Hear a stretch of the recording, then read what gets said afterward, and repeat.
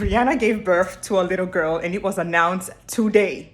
I know for a fact that God's hand is on that child, and I'm going to prove to you exactly why I say that. As you know, May 5th of this year, of 2025, that's when it was announced to the world that Rihanna was pregnant. Interesting enough, on April 2nd, about a month prior to the world knowing, I had this specific dream that you're seeing on the screen. The dream was very specific, very prophetic. A lot happened in that dream that was very symbolic. So I tried to reach out to Rihanna to share because I felt like it's something that the parents needed to know. But of course, her page doesn't allow for anyone to send her messages if she's not following them.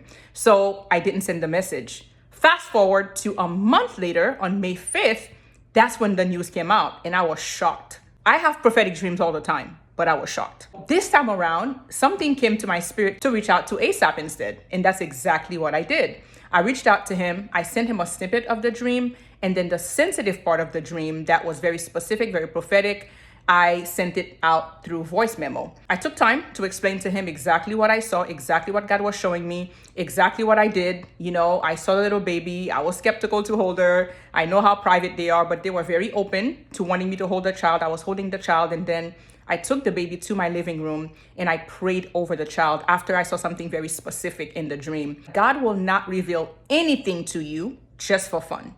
There's always a reason why God will reveal something. And I knew in my spirit that I had a responsibility to intercede for that child.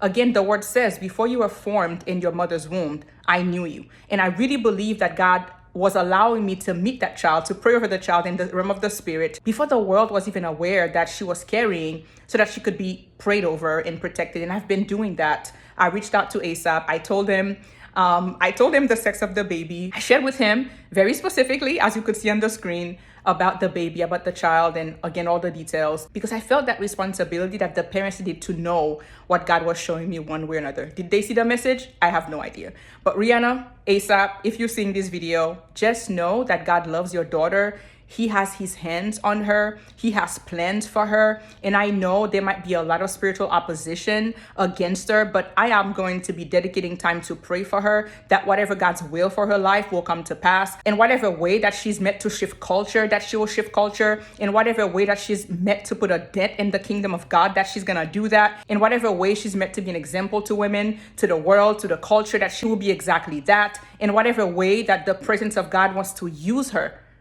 to bring a shift into this dark world, that is exactly what's going to happen. If you're watching this, just know that she is loved. I'm going to specifically be praying for her. And if you're watching this as a believer, I invite you to pray as well, because again, God will not reveal something in vain.